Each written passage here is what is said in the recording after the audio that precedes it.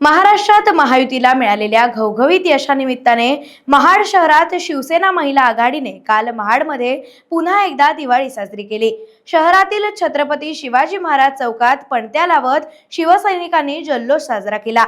याचवेळी महाडचे ग्रामदैवत श्री वीरेश्वर महाराज यांच्या मंदिरात विधिवत पूजा आरती करत पुन्हा एकदा शिंदेच मुख्यमंत्री व्हावेत, त्याचबरोबर आमदार भरत गोगावले यांना मंत्रिपद मिळावं यासाठी महाडमध्ये लाडक्या बहिणींनी ग्रामदैवताला साकडं घातलं।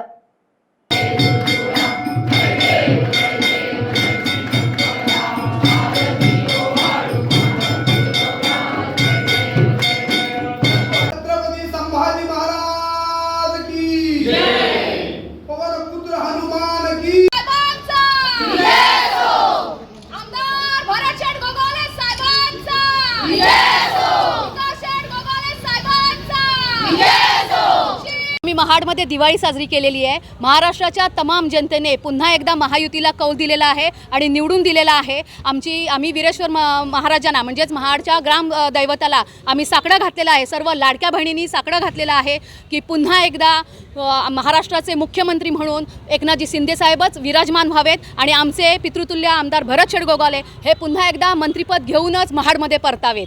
जय महाराष्ट्र। टाइम्स डिजिटलला लाईक करा, शेअर करा, सबस्क्राइब करा आणि बेल आयकॉन दाबायला विसरू नका। Times digital.